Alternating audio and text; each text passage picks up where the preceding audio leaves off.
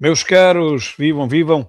Bem-vindos à segunda edição do Telejornal de hoje e o Chega exige que os condutores de TVDS saibam falar português. Não, não é uma chalaça, não é uma anedota, não é nada do que vocês possam estar a pensar em termos humorísticos. Isto é verdade. E porquê?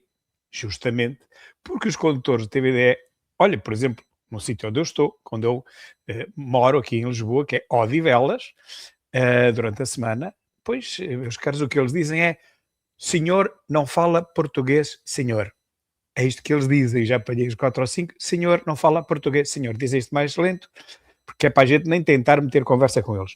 O que eu pergunto é como é que eles conseguiram tirar a carta, porque sabemos que no Paquistão e no Afeganistão e no Nepal não há sequer cartas de condução, e então tiraram-na cá. Tiram-na cá. Portanto, tiram aqui as cartas de condução. Imaginem vocês isto. Eles tiram as cartas de condução em Portugal. Como? Respondendo aos questionários teóricos em português ou inglês. Também há em francês, a pedido também há em francês. Bom, mas esta gente que veio lá de fora não sabe falar nenhuma dessas três línguas. E eu duvido até que saibam falar a língua deles. Mas enfim, tanto de barato que talvez saibam, a verdade é que não conseguiriam nunca tirar uma carta de condução a falar nepalês, porque garanto-vos que em nepalês e em paquistanês e Azerbaijão não há cá esses questionários, não são nessas línguas. Portanto, meus caros, talvez por isso eles façam as rotundas pela esquerda, talvez por isso eles não deem prioridade à direita, talvez por isso haja acidentes aqui quase todos os dias ali na zona do metro, em que depois o que acontece é que o condutor vem cá fora ver os estragos e depois foge, desaparece, e depois passado aí um quarto de hora, 20 minutos, é que aparece o verdadeiro condutor, aquele que devia estar a conduzir, mas não estava, estava outro, por isso é que desapareceu. Portanto, isto é um somatório, um chorrilho de ilegalidades que nem é bom pensar, nem eu as conheço todas. A mim dizem-me que há condutores TVDE que têm no banco da direita 5 e 6 telefones. Ou seja, tem 5 ou 6 pessoas a trabalhar para ele, em nome dele, ok? Portanto, quando há um acidente, quando há um problema qualquer, os outros fogem e depois ele vai lá ter quando pode. E depois, tanto faz que os passageiros digam que não, mas não era este, o condutor era outro. Como é que podem provar isso? Ele diz, não sou eu, está aqui, a minha documentação está aqui. E, portanto, realmente a documentação correta é a dele, aquele que não conduzia, aquele que aparece depois do acidente. Bom, eu já me senti satisfeito se eles conseguissem fazer as rotundas como deve ser, se conseguissem dar prioridade nos cruzamentos, dar prioridade à direita, porque realmente a direita tem que ter prioridade em Portugal, meus caros. Amigos do PS, amigos do socialismo, eu bem sei que vocês querem cá ter 2 milhões, 3 milhões, 5 milhões, nem que trabalhem só 200 mil, mas não interessa, venham eles e as famílias todas, as 5 ou 6 mulheres que cada um tem, mais os 4 ou 5 filhos de cada uma das mulheres, dá para aí uma família normal de 20 a 25 pessoas. Eu sei que vocês querem essa gente toda, dessas 25 pessoas só uma é que trabalha, e as outras estão cá todas a gozar os rendimentos, não sei quais, mas que estão cá estão e não se vão embora, nem querem ir embora. E eu sei que vocês querem cá ter essa gente toda, que é para depois, um dia mais tarde, eles começarem a votar no socialismo. Mas tenho que vos dar uma má notícia. É que para a esquerda nada funciona. Reparem, por exemplo, ainda outro dia fui comprar um móvel ao IKEA. Quando se parafusa os móveis, uma estante, uma mesa, uma simples cadeira, a parafusa sempre à direita. A direita é que dá força, é que dá resistência, é que faz com que tudo funcione. Quando queremos desmontar as coisas e, enfim, é para a esquerda. A esquerda o que faz é a lassidão, o que faz é a bandalhice, a bandalheira, como queiram, não é? É sempre para a direita que conseguimos ter ordem, que conseguimos ter a verdadeira entalpia das coisas, não é pela esquerda. A esquerda temos a entropia, que é a teoria do caos. Tudo tende para o caos e Portugal tende mais para o caos do que para outra coisa qualquer. Portanto, já sabem, apertar é para a direita e fazer rotundas é para a direita, não é para a esquerda, ok? Vejam lá se compreendem e se conseguem explicar isso aos vossos colegas, meus caros TVDs. E, meus caros, notícia de hoje, portugueses elegem Ventura como líder da oposição.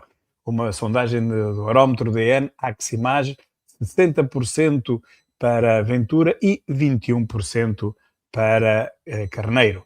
Quanto à principal figura da oposição, cá está com André Ventura a ser apontado por 59% dos inquiridos, enquanto José Luís Carneiro não vai além dos 21%. Realmente, Carneiro é muito boa pessoa, não há dúvida nenhuma, mas não tem garra para líder da oposição. É aquilo aquilo que Ventura disse na última vez que esteve no Parlamento, antes desta sessão solene, da última vez que tomou a palavra, disse: vocês deviam fazer era isto chama-se oposição, coisa que vocês não sabem o que é. E realmente não, são todos fofinhos, são todos mansinhos, são todos muito bonitinhos e são todos amiguinhos.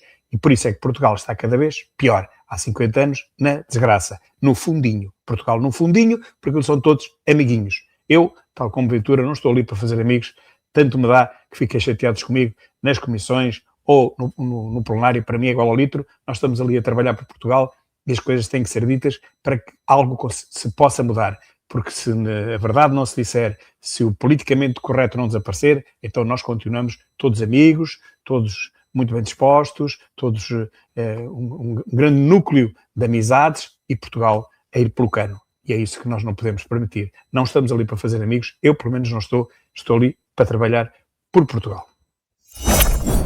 E meus caros, para quem nunca acreditou que o Chega pudesse um dia medir forças de igual para igual com o Centrão, aqui têm vocês também a outra parte da notícia de hoje, que é: Carneiro adianta-se no empate técnico, PS, AD Chega, mas Ventura é líder da oposição. Ou seja, nós estamos os três empatados. Chega, PS e PSD estão praticamente empatados no empate técnico, portanto as sondagens não têm margem suficiente para poder dizer com alguma clareza e confiança e grau de confiança qual é que vai à frente. Estão os três mais ou menos empatados, com diferença de 1,2%, não é nada, e portanto temos aqui um empate técnico entre os três grandes partidos. Acabou-se a bipolarização, agora se quiserem há uma tripolarização, há três grandes partidos e não só, há três partidos que estão praticamente iguais. Quem é que imaginava isto há meia dúzia de anos? Eu até digo há meia dúzia de meses, pois ninguém imaginava isto, mas a verdade é que Portugal está a mudar, quer queiram, quer não. Se não gostam, habituem-se e não vão ser os 2 ou 3 milhões de imigrantes ilegais que vocês cá vão meter, que vão conseguir um dia votar em vocês, porque eles nem sequer nunca vão votar, eles vão permanecer sempre ilegais, entendeu? E meus caros, o que dirão agora vocês, meus caros esquerdistas, o que irão agora dizer, porque Van der Leyen veio anunciar 200 milhões, também não é muito, é verdade, mas é um começo, 200 milhões de euros para a União Europeia investir no nuclear. No nuclear, meus caros, mas isso é o oposto à esquerda. A esquerda é nuclear não obrigado. Lembram-se da lenda d'água que há uns anos vale mais ser ativo hoje do que radioativo amanhã? Pois, mas os ativos continuam, depois chegam a uma certa idade, já não são tão ativos, o planeta é que continua a querer e a ter que ser ativo. E só mesmo com este tipo de energias. Estão à espera do sol, é quando há sol. À noite, há pouco sol. Estão à espera do vento, é quando há vento. E quando não há vento, o vento é pouco. Estão à espera de quê?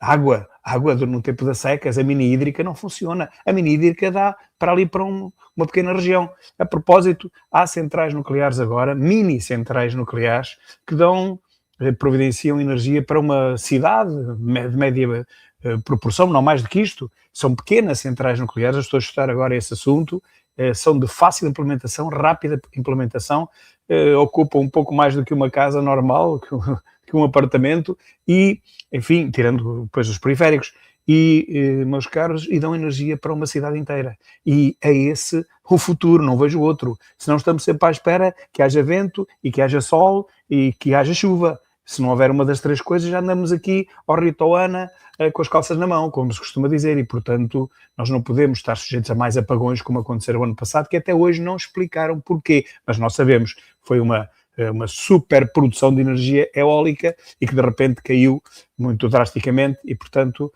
os sistemas entraram todos em proteção para que não houvesse maiores prejuízos. E depois tiveram que arrancar do zero. Ora, meus caros, isto porquê? Porque estamos a confiar, ativos, como se costuma dizer na nossa região, estamos ativos a fontes de energia que não são fiáveis, que são muito variáveis, que de um momento para o outro podem criar grandes percalços, ou porque há um pico, ou porque há uma quebra. E, portanto, só mesmo, ou centrais térmicas, mas que estão completamente demonizadas pela esquerdoida, ou então a energia nuclear. A energia nuclear é a mais limpa de todas. Tem um problema. O problema é se é uma catástrofe. O problema é se é um terremoto, ou o problema é se é um ataque. Agora vai haver muito maior probabilidade de haver ataques do que terremotos, não é? Embora possam existir ambos, não é? E aí há realmente esse perigo, não é? Se há um ataque a uma central nuclear, o que é que pode acontecer? Se há um terremoto, se há um cataclismo qualquer, o que é que pode acontecer? Realmente há isso, mas, meus caros, sem riscos não se pode andar.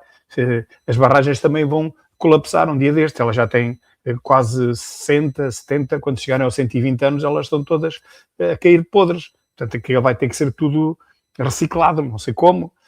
Há muitas formas de fazer isso, mas vão ter que levar ali grandes obras. Os painéis solares não duram mais que 20 anos, a energia eólica não dura mais que 20 anos, e nem chega, os geradores não chegam a 20 anos já, e portanto tudo isto tem que ser depois também reciclado. É preciso saber onde é que se vão meter as baterias, ninguém fala nisso.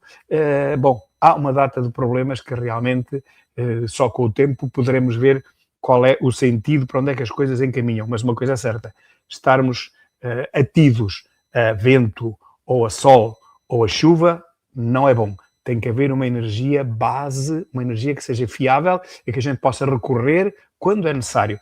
E esse tipo de recurso não pode ser lento, tem que ser imediato. A energia funciona a milésimos de segundo. Quando é precisa, tem que lá estar.